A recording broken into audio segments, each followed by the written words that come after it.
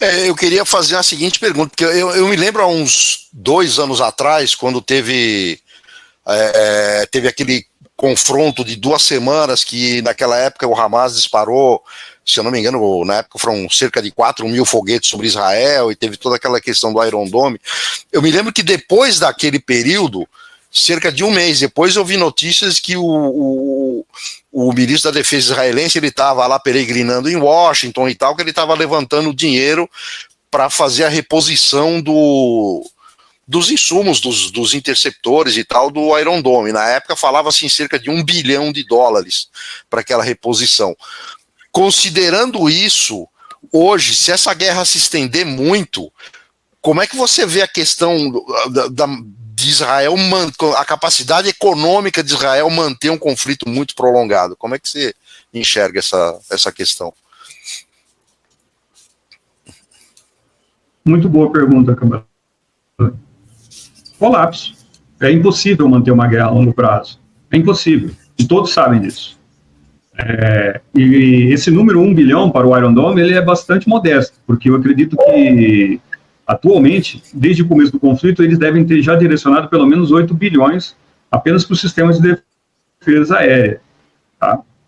E também é verdade que foram muito mais fustigados agora do que no passado. Né? Somente nos 2 primeiros dias, cerca de 4.500 foguetes foram lançados sobre o espaço aéreo de Israel. É importante dizer que nem todos esses foguetes também têm capacidade destrutiva. Muitos deles não chegam a completar o ciclo de lançamento. Né?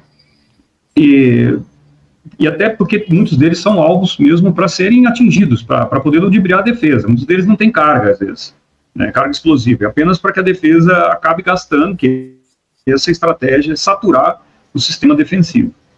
Israel não tem realmente nenhuma nação no mundo hoje, eu vou falar aqui, talvez as pessoas discordem, mas nenhuma nação, excluindo-se os Estados Unidos e a Rússia, e eu até tiro a China, porque eu acredito que a China não tem essa capacidade ainda, conseguiria resistir a uma guerra de longo prazo. Tá? Porque não são apenas os recursos militares que são entregues aí.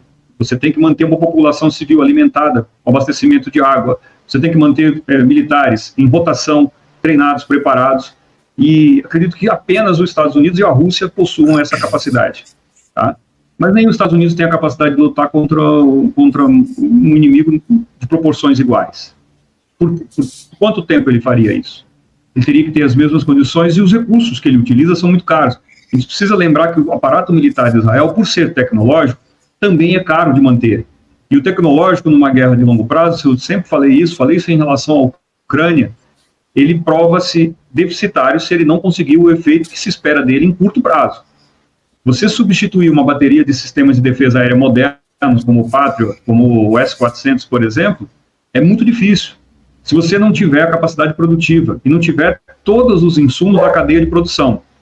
O caso de Israel é algo ainda pior.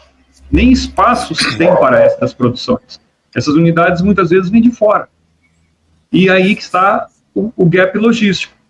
Né? Na primeira semana, cerca de 70 voos de C-17 e C-5 Galaxy partiram da Europa e Estados Unidos para poder abastecer Israel com material militar. Né? Eu acredito que deve ter vindo de tudo, desde uniforme até comida, se bobear, deve ter vindo de fora, porque você não tem uma capacidade. Israel não é um país industrializado com a capacidade de produção como uma Ucrânia, por exemplo, que tinha toda a cadeia industrial. E ainda assim, o colapso da Ucrânia é inegável, está lá, está visível. Né? Então, um conflito a longo prazo só subsistirá se tiver apoio estrangeiro. Né? Esse apoio estrangeiro, leia-se não somente os Estados Unidos, mas outras nações aliadas e nações que têm um interesse comum a Israel e de derrotar os mesmos inimigos. Fala-se muito, já surgiu algumas notícias em relação ao apoio que o Emirados Árabes deu a Israel.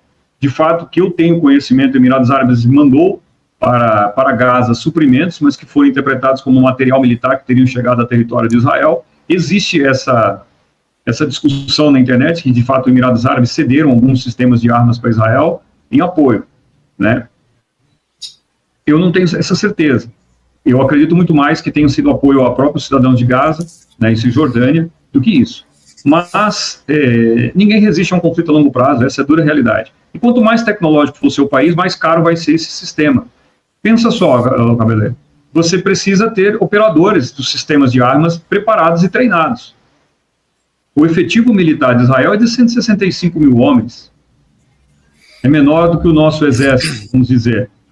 Certo? Mas essas forças não estão constantemente preparados para lutar a todo momento.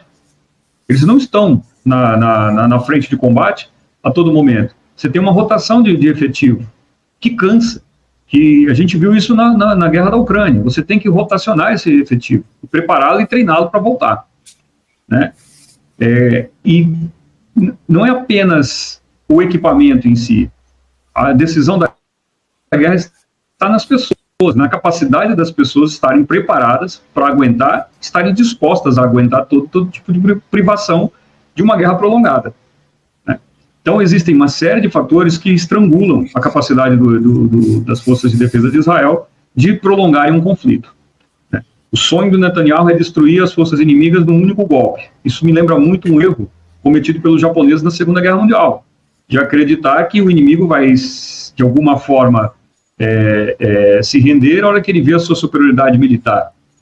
Né? Foi esse um dos grandes erros filosóficos do Japão durante o conflito. E custou caro, porque o inimigo se preparou para uma guerra longa e ele não tinha condição de manter infraestrutura mínima para isso. Não conseguia nem sequer suprir as munições das frentes de combate. E é um erro que pode estar sendo cometido novamente. Essa é a minha visão.